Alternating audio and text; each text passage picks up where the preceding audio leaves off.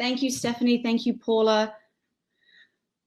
This is such an incredible platform, and this is a feat, you know, at the best of times. The fact that you've pulled it off in the middle of a pandemic is extraordinary. So thank you.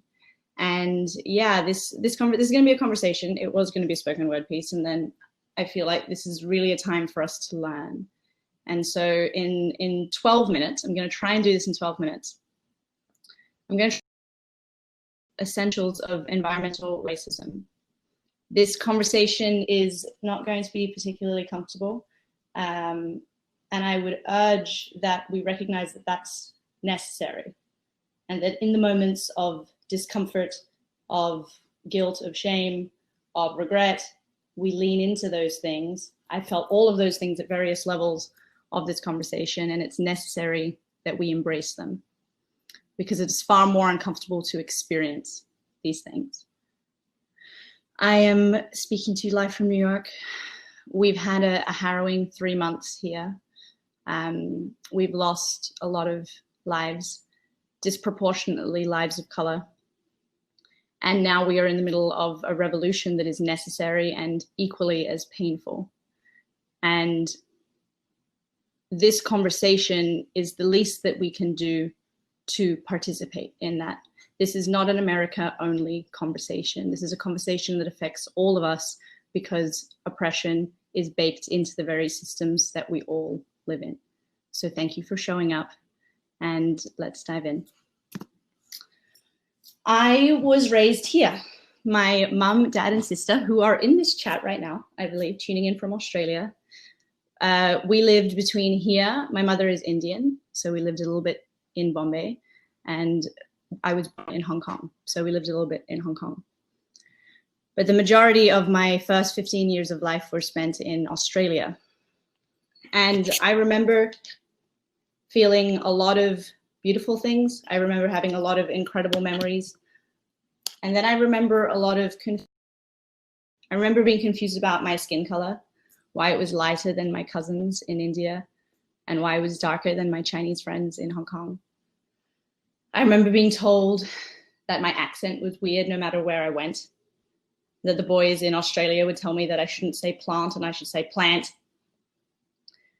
I remember feeling confused, particularly at one moment when I think I was about 7 years old, and I looked out over a beach in Manori, which is a fishing village just north of Mumbai, where my grandparents and cousins live. And I remember looking at this little boy and wondering why his beach looked so different to my beach. And thus began my inquiry into inequality. And it's led me here to environmental racism. This is a form of racism. This is also a form of racism. But so rarely do we draw a parallel between the two. And if what we are all here to do at this conference, if we are here to live sustainably, to be more conscious, to ensure a more livable planet, then we cannot ignore this image, no matter where we live in the world. Racism makes it impossible to live sustainably. And we have to be the people that help other people see that connection. So if we are privileged enough to care about maintaining a livable planet, then we need to be actively anti-racist and understand that the racial inequality crisis is intimately entwined with the climate crisis. And unless we devote ourselves to fighting both of them, then we will succeed at neither. In the short time we have left, I want to cover a few of these important points so that we're using the same language. I want to leave a little bit of time for questions, because this needs to be a safe space where we can kindly but honestly ask ourselves how we are complicit and what our contribution needs to be to this conversation. But the biggest thing, if you walk away from anything from this talk, walk away with the mission to keep the conversation open. Please, I beg of you, keep talking about this, because this cannot be a trend. This has to be a revolution. We're going to assess or try to draw real life parallels between the 4 elements of environmental racism. Starting with internal environmental racism, i.e. our worldview, the subtle and overt messages that reinforce negative beliefs for others and a certain hate for self. This can look like a number of things. It can look like hyperbolic presidential tweets that justify violence against colored people. It can look like the reinforcing of Eurocentric beauty standards and deciding someone's worth by their proximity to them. And it results in a lack of representation, which means that the same patterns are repeated and that those who are affected by biased decisions are not there to fight back. It also means that often those who care most are least represented. And please let us do away with the myth that white people are the only people who care about the environment. This is what environmental racism looks like. Interpersonal environmental racism is how we treat others, the microaggressions that are carried out from one person to another. The myth of neutrality needs to be broken because it serves only those not choosing to take a side. An example of this is code switching. Code switching means that you adapt yourself to the environment that you're in. I am an expert code switcher. I was so proud of being a cultural chameleon, and I would declare that about myself. Often, I didn't know who I was when I stopped switching. And then I also realized that there was a huge swath of people who never had to switch. And this is the problem with code switching, is that not only is it emotionally exhausting, you are aligning to patterns and procedures that are oppressive, and thus we become complicit.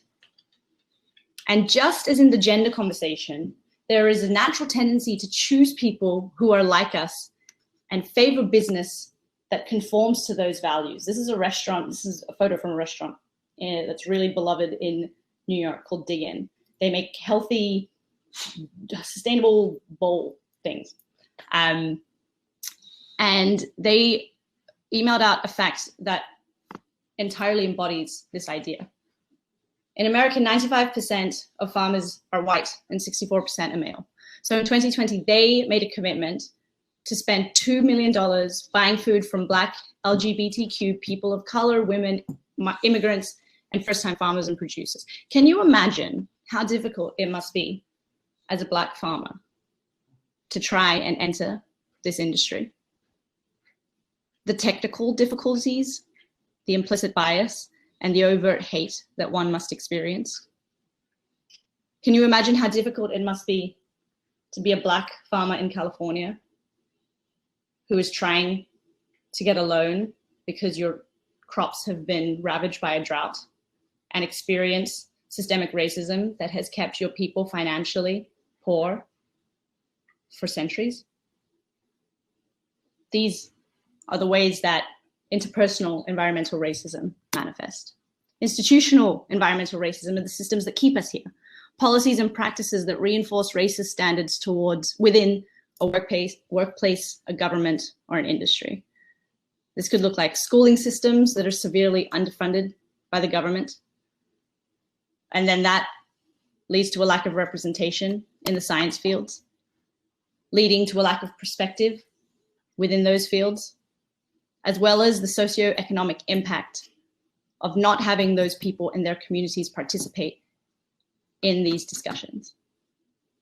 Institutional racism and its lack of ethics has many applications, particularly in the exploitative labor condition arena. I don't have the time to cover that in this session, but my dear friend and mentor, Lucy Siegel, writes an incredible book called To Die For. And Lucy, I know you're in here somewhere. Maybe drop a little link to your book if you are. I highly recommend reading that to get a greater grasp of the link between institutional racism and the people that it affects. And structural environmental racism, the history that got us here. multiple institutions collectively upholding racist policies and practice. This is when racism becomes so pervasive that it's the default and the economic justification of exploitation is upheld. This comes from a historical lack of ownership of land by colored people, amplified by the denial of loans and the cycle of low-paid jobs that benefit overseas companies, often owned and run by white people. Marginalized communities that do not have the socio-economic and political means to oppose large corporations become at risk to environmentally racist practices. These are detrimental and they become fatal to humans. And to tie all of this back to the larger conversation of what's happening in our world right now, the coronavirus has had an inordinate impact on Black and brown communities because of the elements of environmental racism. And when you hear people in the streets chanting, "I can't breathe,"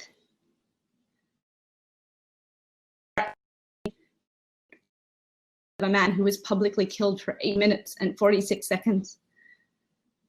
But they are also articulating decades, centuries of oppression.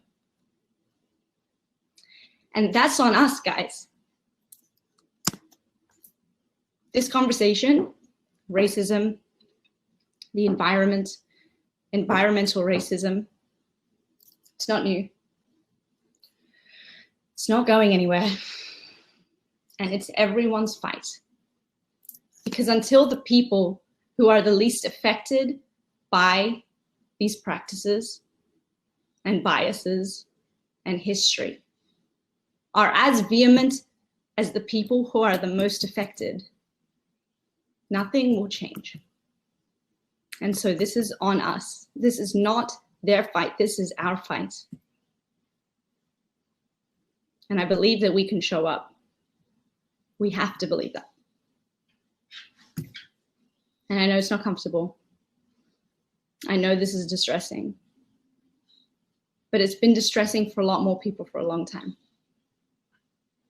And so let's keep talking about it.